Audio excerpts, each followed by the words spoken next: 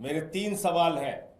Number 1, जब भारत की सेना पाक अधिकृत कश्मीर पे कब्जा कर सकती थी, पाकिस्तान के 21 आतंकवादी ठिकानों को तबाह और बर्बाद कर सकती थी, आतंकवादियों का पूरी तरीके से सफाया कर सकती थी, बलूचिस्तान को पाकिस्तान के नक्शे से मिटा सकती थी, अलग कर सकती थी, ऐसे समय में आपने ट्रंप के कहने पे सीज फायर की घोषणा क्यों की? नंबर 2, पूरा देश ये पूछ रहा है, ऑपरेशन सिंदूर की शुरुआत तो उन बहनों के माथे के जो सिंदूर उजाड़े गए थे उसके लिए हुई थी, और उन सिंदूर को उजाड़ने वाले 4 खूंखार आतंकवादी कहां हैं? वो पाकिस्तानी आतंकवादी कहां हैं? उनको मौत के घाट कब उतारा जाएगा? नंबर 3, कल जो बात ट्रंप ने कही आपके संबोधन से पहले, यह बताया कि दोनों देशों को व्यापार बंद करने की धमकी देकर उसने सीज फायर करा दिया। अब एक हिंदुस्तानी जानता है अमेरिका का पाकिस्तान के साथ जो खाने के लिए मोहताज है उसके साथ कौन सा व्यापार होगा? कौन सा व्यापार होगा ट्रंप का पाकिस्तान के साथ? व्यापार तो हिंदुस्तान के साथ है, उनका लाखों करोड़ का व्यापार है।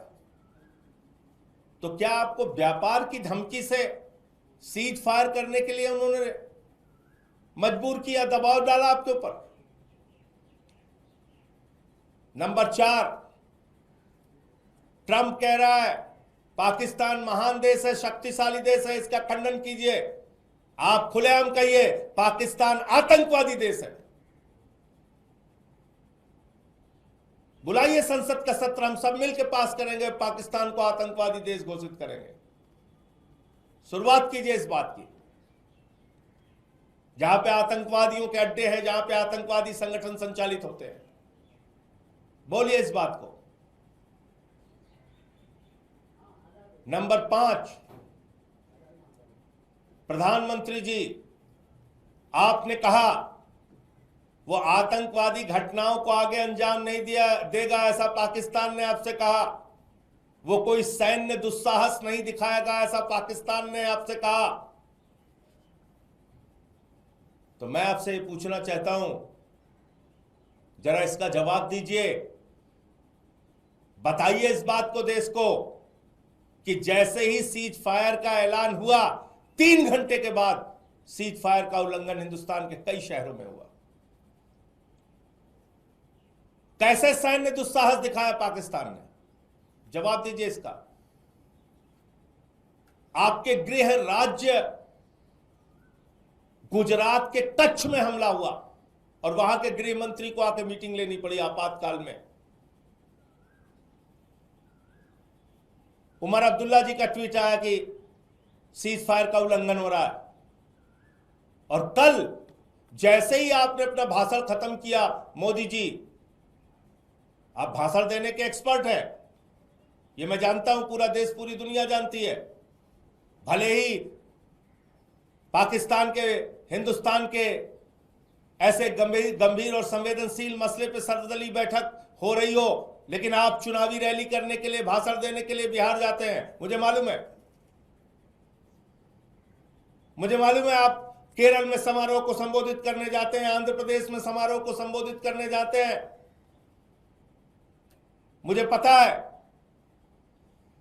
आप सर्वदलीय बैठक से गायब रहते हैं, लेकिन मुंबई के फिल्मी सितारों को संबोधित करने के लिए जाते हैं और भाषण आप अच्छा दे लेते हैं।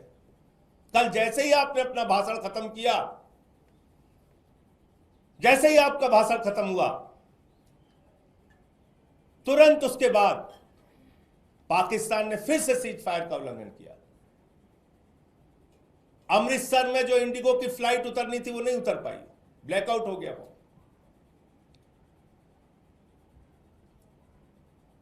आप पाकिस्तान पे भरोसा कर रहे हैं? जवाब दीजिए, उनका सैन्य दुस्साहस फिर से कैसे जागा और कैसे उनकी हिम्मत हुई सीज फायर का उल्लंघन करने की। मैं फिर से एक बार भारतीय सेना के पराक्रम और शौर्य को नमन करता हूं। मैं फिर से एक बार भारतीय सेना की बहादुरी को नमन करता हूं, सिर झुका के नमन करता हूं। और मैं निश्चित रूप से कहना चाहता हूं फिर दोहराकर कि अगर भारत की सेना को रोका नहीं गया होता तो पाक अधिकृत कश्मीर हमारा होता, बलूचिस्तान पाकिस्तान से अलग होता, 21 आतंकी ठिकानों को तबाह और बर्बाद कर गया होता और पहलगाम के वो 4 खूंखार आतंकवादी जिन्होंने हमारी बहनों के सिंदूर उजाड़े, उनको मौत के घाट उतार दिया गया होता। और ऐसे समय में अमेरिकी राष्ट्रपति के दबाव में मोदी जी ने जो काम किया उस पर उनको सामने आके जवाब देना चाहिए और बताना चाहिए ट्रंप जिस तरीके से 140 करोड़ हिंदुस्तानियों का अपमान कर रहा है, राष्ट्र के स्वाभिमान और सम्मान के साथ खिलवाड़ कर रहा है, उस पर प्रधानमंत्री को आके सामने आके उन बातों का खंडन करना चाहिए और उसका जवाब देना चाहिए। For exclusive and insightful videos, subscribe to our new channel ABP Live Premium.